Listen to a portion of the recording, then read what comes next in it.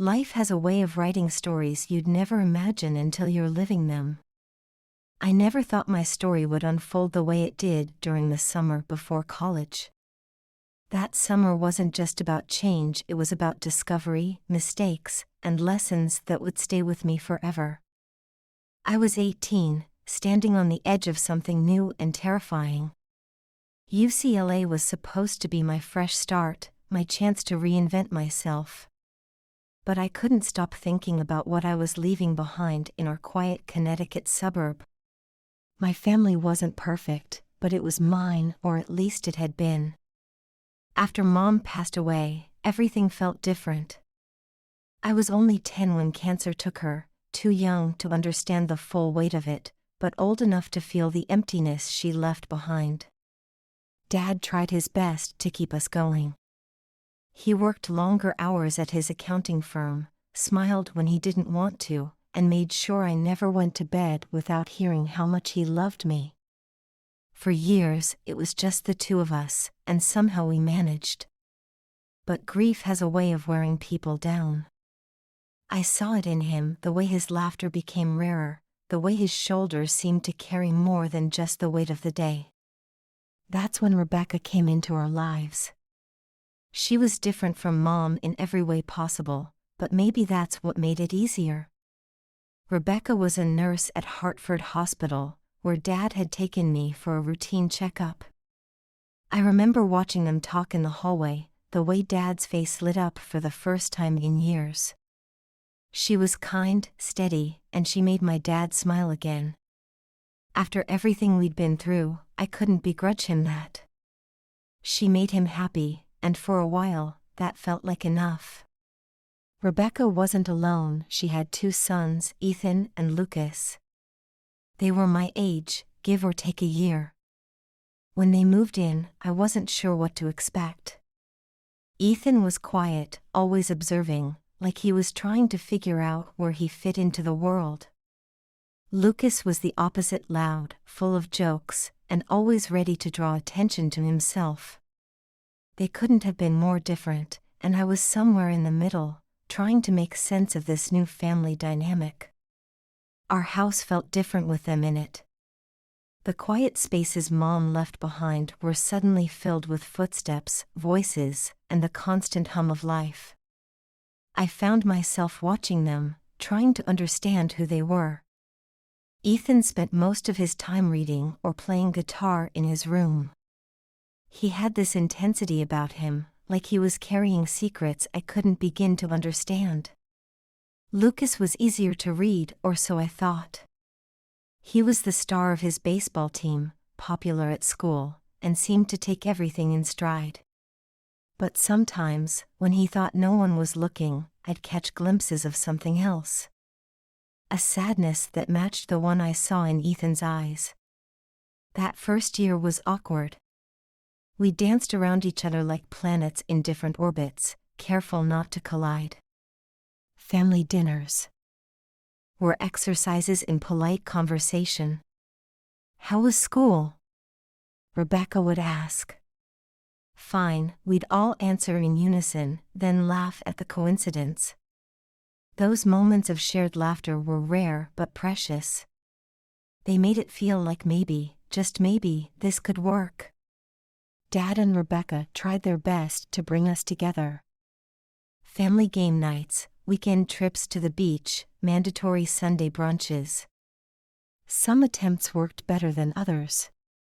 I remember one night, during a particularly intense round of Monopoly, Lucas accused Ethan of cheating.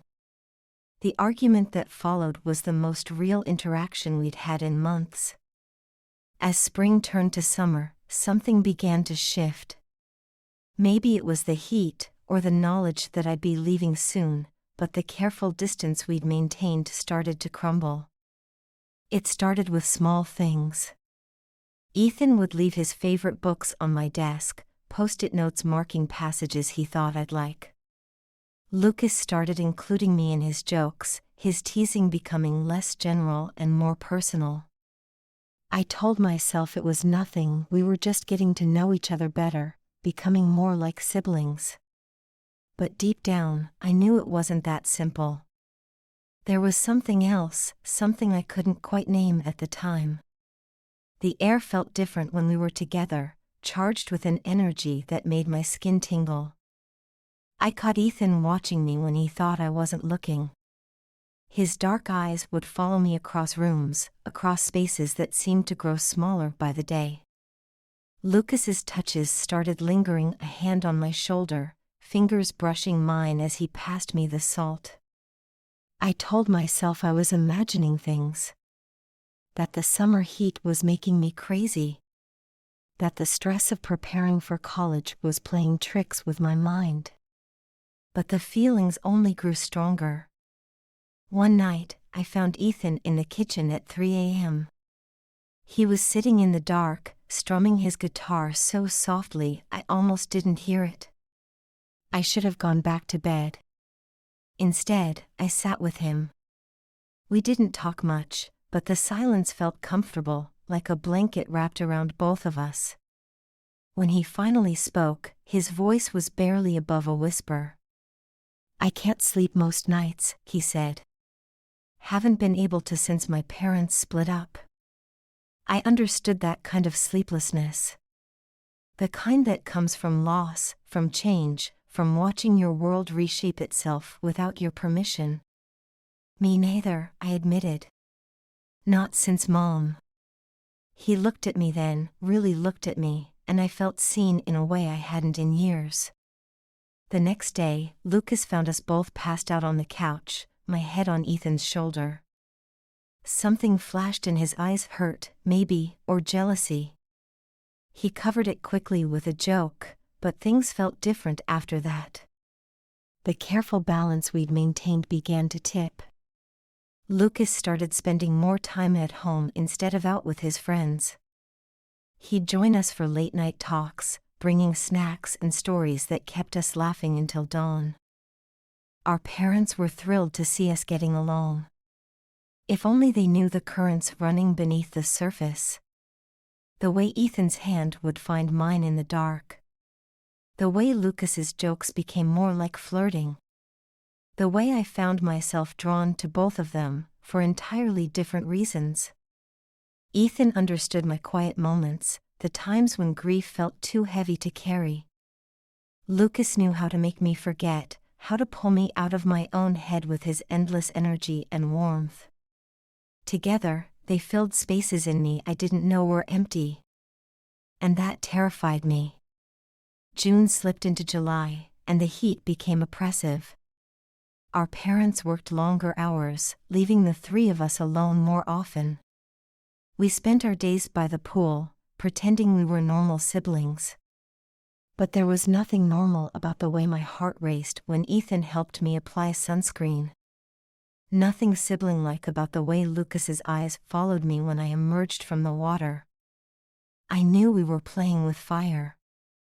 I knew we should stop, should pull back, should remember who we were supposed to be to each other.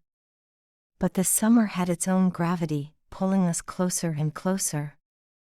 One night, during a power outage caused by a thunderstorm, everything changed. The house was dark, lit only by candles and the occasional flash of lightning.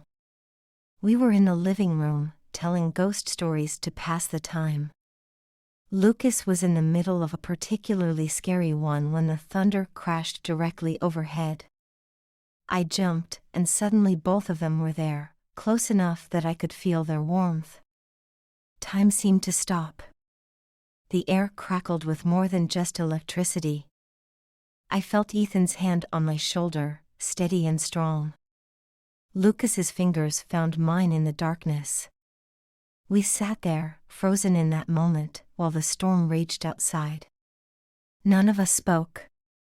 None of us moved.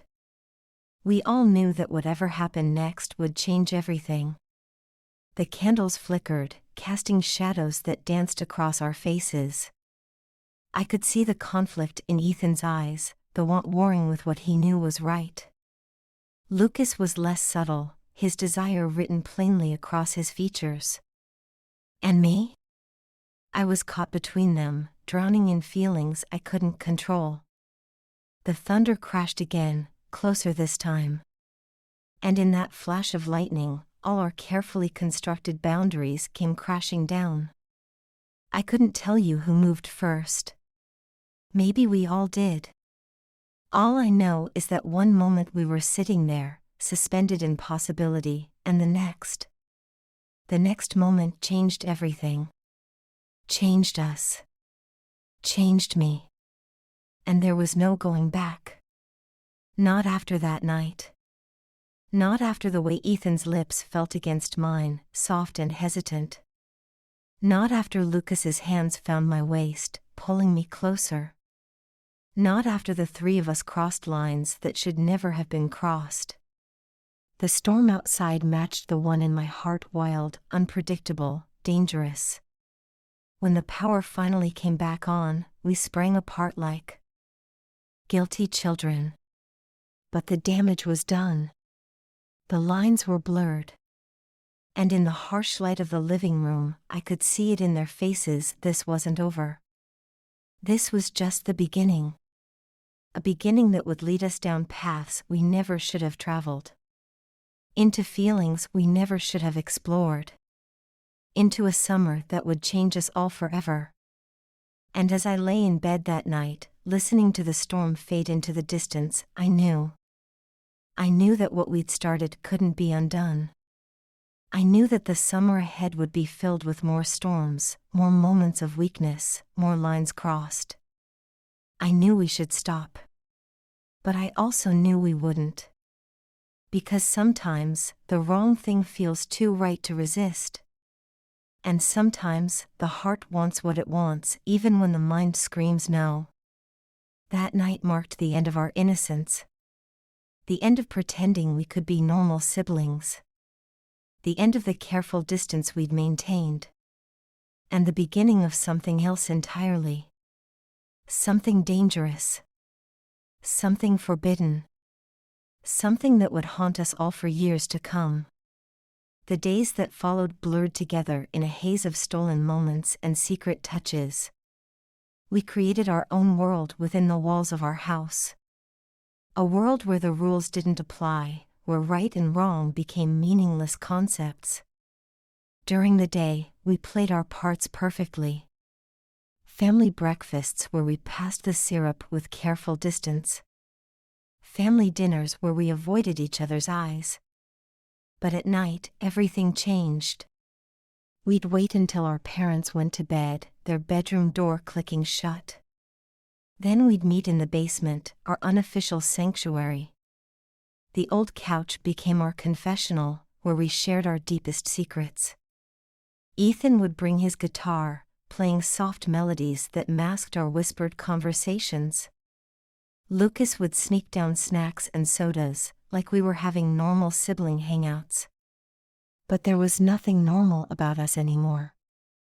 Nothing normal about the way Ethan's music would trail off when our eyes met. Nothing normal about how Lucas's jokes became whispered against my skin. We were living in a bubble of our own making. A bubble that could burst at any moment. I knew what we were doing was wrong. The guilt would eat at me during quiet moments. When Dad would smile at me over breakfast, proud of how well we were all getting along. When Rebecca would hug me goodnight, calling me the daughter she never had. Those moments were like knives to my heart. But then night would fall, and all my resolve would crumble. Ethan understood me in ways no one else did. He knew the weight of loss, the way it shapes you. Late one night, he told me about watching his parents' marriage fall apart. It was like watching a slow-motion car crash, he whispered. You can see it coming, but you can't stop it. I knew exactly what he meant. Lucas was different. He made me forget the guilt, the shame. His energy was infectious. His joy genuine even in our complicated situation. We're not hurting anyone, he'd say, his blue eyes bright with conviction. But we were hurting ourselves, weren't we? July burned hotter, and so did we. Our parents worked longer hours at the hospital, leaving us alone more often. We spent our days by the pool, pretending for the neighbors. But even then, the tension was palpable. Ethan would watch me from behind his book. Lucas would brush against me as he passed. Every touch felt electric, dangerous. One afternoon, Rebecca came home early. We barely had time to spring apart on the couch. My heart was pounding so hard I was sure she could hear it. But she just smiled, asked about our day, and went upstairs to change. That close call should have scared us straight. Should have made us stop. Instead, it just made us more careful. More secretive. More addicted to the thrill of almost getting caught. We started leaving notes for each other. Hidden in books, slipped under doors. Ethan's were always poetic, full of words he couldn't say out loud. Lucas's were playful, full of inside jokes and hidden meanings. I kept them all, knowing I should burn them. Knowing they were evidence of our sins. But I couldn't bring myself to destroy the only tangible proof that this was real. That I wasn't imagining the way they looked at me. The way they made me feel. One night, we stayed up watching old movies in the basement. Our parents were at a medical conference in Boston. We had the house to ourselves for the weekend. Dangerous freedom. The movie played forgotten in the background. Ethan's fingers traced patterns on my arm. Lucas's head rested in my lap. We were tangled together, boundaries long forgotten. "We can't keep doing this," I whispered. But even as I said it, I knew I didn't mean it. Ethan's hand stilled on my arm. "Do you want to stop?" he asked. His voice was quiet, but I heard the fear in it. Lucas sat up, suddenly serious. "We could stop," he said. "If that's what you really want." But I didn't want to stop. That was the problem. I wanted them both, in different ways. Needed them both, for different reasons. Ethan was my anchor, keeping me grounded when guilt threatened to drown me. Lucas was my escape, helping me forget everything but the present moment. Together, they made me feel whole in a way I hadn't since Mom died. And that's what scared me the most. Because what would happen when summer ended? When I left for UCLA? When we had to face the real world again? But those were tomorrow's problems. That night, we let ourselves pretend tomorrow would never come. We let ourselves believe that what we were doing wasn't wrong. That love, or whatever this was, could conquer anything. Even the fact that we were supposed to be family. The next morning, I woke up on the basement couch. Ethan's jacket was draped over me like a blanket. Lucas had fallen asleep on the floor nearby. For a moment, in the soft morning light, everything felt perfect. Then reality came crashing back. The sound of a car in the driveway. Our parents were home early. We scrambled to make it look innocent. Turned on the TV, messed up our hair like we'd just woken up. When Rebecca found us, she smiled at our sibling bonding. If only she knew. The guilt hit me harder that day. Watching Dad and Rebecca move around the kitchen, making Sunday breakfast. They looked so happy, so proud of their blended family. So unaware of how we'd twisted their trust. I caught Ethan's eye across the table. Saw my own guilt reflected there. Lucas kicked my foot under the table, his way of saying everything would be okay. But would it? Could anything ever be okay again? August loomed closer, bringing with it the weight of inevitable goodbye. My UCLA acceptance letter hung on the fridge like a countdown clock. Every day brought me closer to leaving. Closer to the end of whatever this was. We never talked about what would happen after I left. It was easier to pretend time wasn't running out. Easier to live in our bubble of stolen moments and secret touches. But the clock was ticking. Reality was waiting. And soon, very soon, we would have to face it. Whether we were ready or not.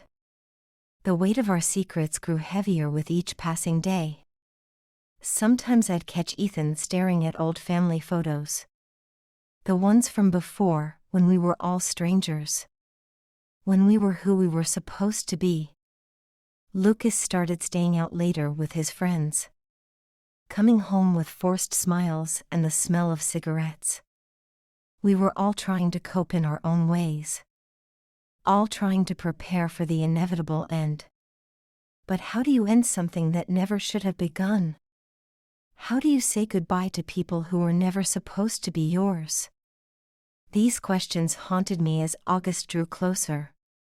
As the summer of our undoing began to wind down. As the reality of what we'd done, what we were still doing, began to sink in. We were playing with fire. And soon, very soon, we would all get burned. The question wasn't if. The question was when. And how badly. August arrived with a vengeance, bringing suffocating heat and the weight of impending change. My bedroom walls were lined with packed boxes. Each one a reminder that our time was running out. 1 week until I left for UCLA. 7 days to untangle ourselves from whatever this was. To try to become who we were supposed to be all along. But untangling proved harder than I thought. Ethan started avoiding me during the day. I'd catch glimpses of him disappearing around corners. Hear his guitar at night, playing sadder songs than before. Lucas went the opposite direction. He became almost desperate for attention. Always finding reasons to be in the same room. Always pushing boundaries we'd promised to respect. The tension was unbearable. Like a rubber band stretched to its breaking point. We all knew it would snap eventually. 3 days before I was set to leave, everything fell apart. It was another hot night, the kind that makes you feel crazy. Dad and Rebecca were working late again. The 3 of us were in the pool, trying to escape the heat. "I can't do this anymore," Ethan suddenly said. His voice was quiet but firm. Lucas stopped splashing, his usual smile fading. "Can't do what?" he asked, but we all knew. The pretending. The sneaking around. The lying to ourselves and everyone else. "We have to stop," Ethan continued. "Before we destroy everything." He was right. Of course he was right. But that didn't make it hurt any less. Lucas pushed away from the pool wall. "We're already destroying everything," he said bitterly. "Have been since that first night." The truth hung between us like storm clouds. Heavy. Threatening. Inevitable. I couldn't look at either of them. Couldn't bear to see the pain I knew would be there. "I'm sorry," I whispered to the water. But sorry wasn't enough. Sorry couldn't undo what we'd done. Couldn't make us normal siblings. Couldn't erase the memories or the feelings. Ethan got out of the pool first. Water dripping from his dark hair. He looked older somehow, worn down by the weight of our choices. "We need to let you go," he said softly. "Need to let this go." Lucas laughed, but it wasn't his usual happy sound. It was sharp. Broken. "Let her go," he said.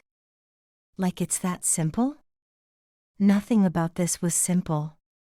We'd made sure of that. The next 2 days were agony. We avoided each other completely. No more late-night talks. No more stolen glances. No more pretending we could make this work. My last night at home, I couldn't sleep. The house felt too quiet. Too empty. Too full of ghosts. I found myself in the basement. Our sanctuary turned battlefield. Ethan's guitar was still there. Sheet music scattered around it. Lucas's favorite snacks still hidden behind the couch.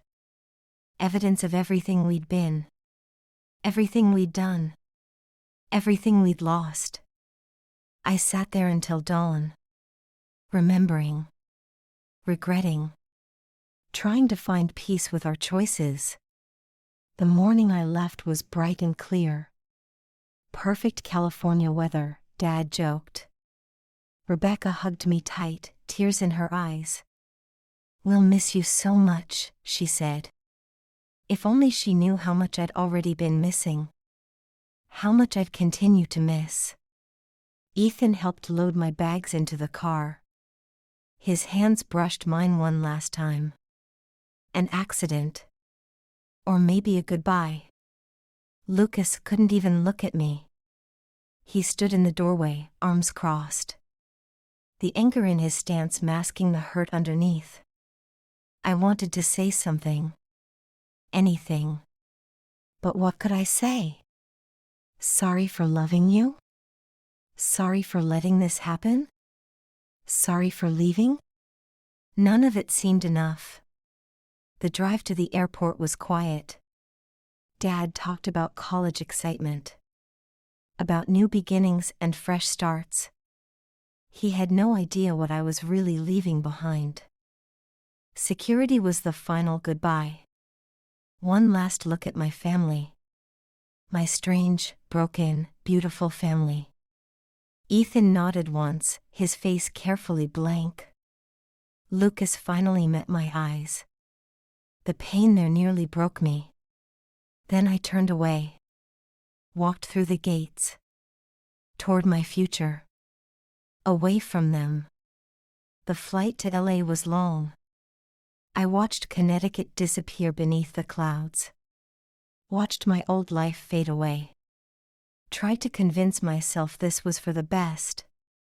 My dorm room was small but bright. My roommate, Ashley, was friendly and normal. Everything I should have been. Everything I wanted to be again. I threw myself into college life. Joined clubs. Made friends. Went to parties. Did everything I could to forget. But forgetting proved impossible. Ethan's music would play in coffee shops. Lucas's jokes would echo in random laughter. They were everywhere and nowhere. Ghosts I couldn't shake. Months passed. Seasons changed. I changed too. Learned to live with the guilt. Learned to carry the weight of our secrets. Learned to be someone new. Someone who hadn't crossed those lines. Someone who hadn't loved her stepbrothers. Someone who hadn't broken her family's trust. But late at night, when the California moon was high, when my roommate was asleep and the world was quiet, I'd let myself remember. Let myself feel it all again. The love. The pain. The impossible choice we'd made. And maybe, just maybe, that was our punishment. Not the separation. Not the guilt. But the remembering. The knowing what we'd had. What we'd lost. What we could never have again. Years have passed now. I'm different. Stronger maybe. Sadder definitely. Wiser, I hope. I haven't been home much. Christmas visits kept short. Summer breaks spent with friends. It's easier that way. Easier to maintain the distance. Easier to pretend we're normal. I heard Ethan moved to Seattle. Making music, living his dream. Lucas stayed in Connecticut. Coaching high school baseball. Living the life he was supposed to. We don't talk about that summer. Don't acknowledge what happened. It's better that way. Safer. But sometimes I wonder if they remember too. If they ever think about what might have been. if they ever regret letting me go. Or if, like me, they know it was the only choice we had. The only way to survive. The only way to become who we were meant to be. Even if that meant becoming strangers. Even if that meant breaking our own hearts. Even if that meant living with the weight of what if. Forever. End.